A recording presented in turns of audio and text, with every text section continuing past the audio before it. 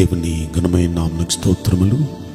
ఈ వాగ్దానం వింటున్న మీకందరికీ మన ప్రభువును ప్రియ రక్షకుడైన యేసుక్రీస్తు నామములో శుభములు, మా హృదయపూర్వకమైన వందనములు తెలియచేస్తున్నాం.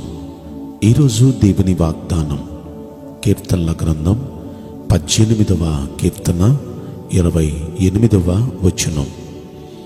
నీ దీపమును వెలిగించి నీ చీకటిని వెలుగుగా చేయువాడు ఆయనే.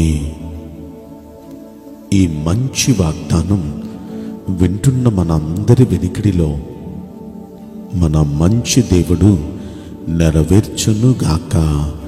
ఆమేన్. ప్రియ దైవ జనాంగమా, మన దేవుడు ఆయన మన జీవితంలో చేయబోతున్న ఆ మాటను చూడండి. మీ దీపాన్ని ఆయన వెలిగించబోతున్నాడు.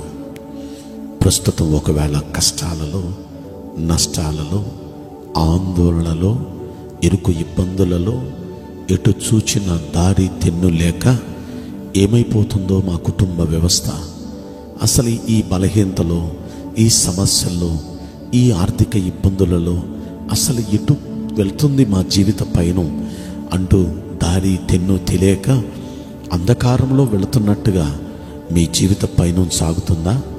అయితే అద్భుతమైన చక్కని మాట చూడండి. మీ దీపాన్ని, మీ జీవితాన్ని వెలిగించేవాడు ఆయనే. మీ చీకటిని వెలుగుగా ఆయన చేయబోతున్నారు. మీ చీకటిని ఆయనే వెలుగుగా చేయబోతున్నారు. నిజంగా మన దేవుడు ఎంత గొప్ప దేవుడండి. ఈ రోజున మనందరి మీద ఆయన కనికరం కలిగింది. చీకటైపోయి అంధకారమైపోయిన మన జీవితాల్ని వెలుగుగా చేస్తానంటున్నారు. ఆయన నమ్మిన ఎందరో జీవితాల్లో ఇలా ఆయన చేశారు కదా. బైబిల్ గ్రంథం అంతా అలాంటి సాక్ష్యాలే కదా. అసలు అలా చేయటానికే కదా ఆయన ఈ లోకానికి వచ్చారు. ఆయన రాక పూర్వం 700 సంవత్సరాల క్రితం జీవించిన ప్రవక్త అయిన యెషయా ఆయన గురించి ప్రవచనమెత్తి మాట్లాడుతూ ఆయన ప్రవచన గ్రంథంలో యెషయా గ్రంథం 61వ అధ్యాయంలో 3వ వచనంలో ఈ మాట అంటారు. ఆయన ఎందుకు వస్తున్నారో చెప్పనా? సియోనులో దుఃఖించు వారికి ఉల్లాస వస్త్రములు ధరింపచేయటానికి, బూడిదకు ప్రతిగా పూదండను వారికి ఇవ్వటానికి, దుఃఖమునకు ప్రతిగా ఆనంద తైలం వారికి ఇవ్వటానికి, భారభరితమైన ఆత్మకు ప్రతిగా స్తుతి వస్త్రం వారికి ఇవ్వటానికి నేను వస్తున్నాను అని చెప్పారు ఆయన. నిజంగా ఎంత మంచి దేవుడు. దుఃఖంతో ఉన్నారా? మీకు ఉల్లాసం ఇవ్వటానికి. బూడిద అంటే ఎటు చూచిన అంతా శూన్యంగా బూడిదలాగా అయిపోయిందా?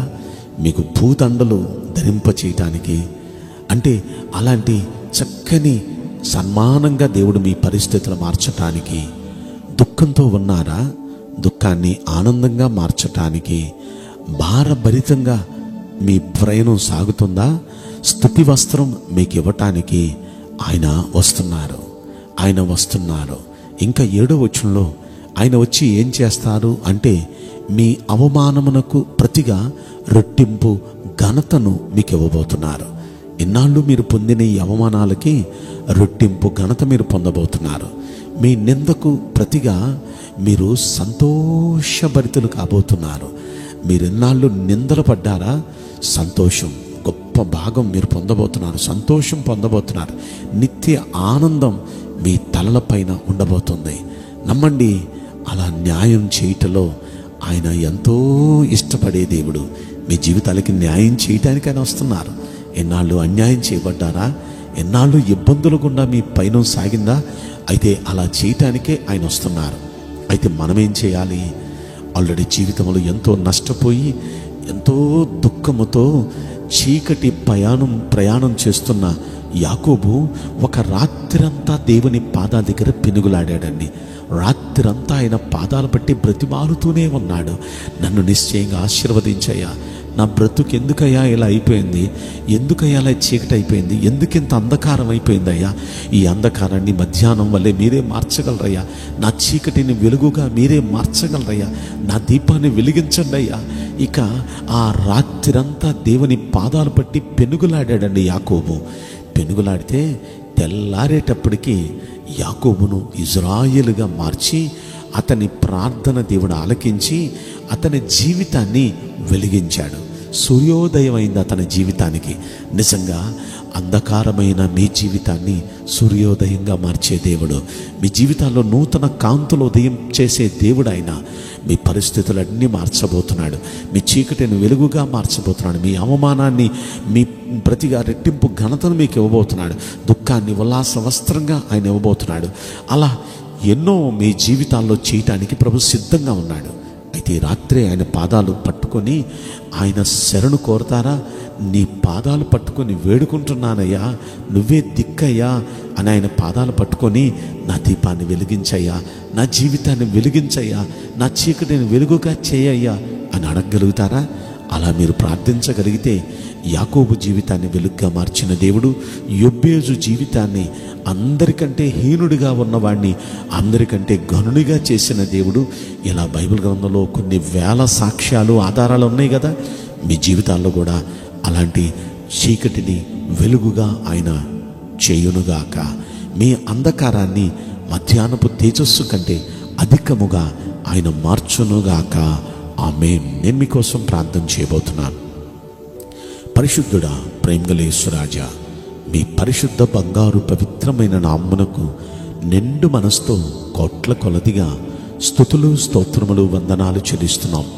ఈ వాగ్దానం వింటున్న ప్రతి ఒక్కరి దీపాన్ని జీవితాన్ని దయచేసి మీరు వెలిగించండి అయ్యా. మీరు చీకటిని వెలుగుగా చేసే దేవుడివి. వీరి జీవితం చీకటైంది, వెలుగుగా దయచేసి చేసి అయ్యా మధ్యాహ్నపు తేజస్సు కంటే అధికమైన తేజస్సుతో నింపి మీ ప్రభావ మహిమలు నీ బిడ్డలకు కనబరచమని ఈ కొద్ది మనవులు నజరేయుడైన యేసుక్రీస్తు ప్రశస్తమైన నామములో మిక్కిలి వినయముతో ప్రార్థించి బ్రతిమలాడి వేడుకుంటున్నాం ప్రియ పరలోకపు తండ్రి. ఆమేన్. May God bless you all. Thank you.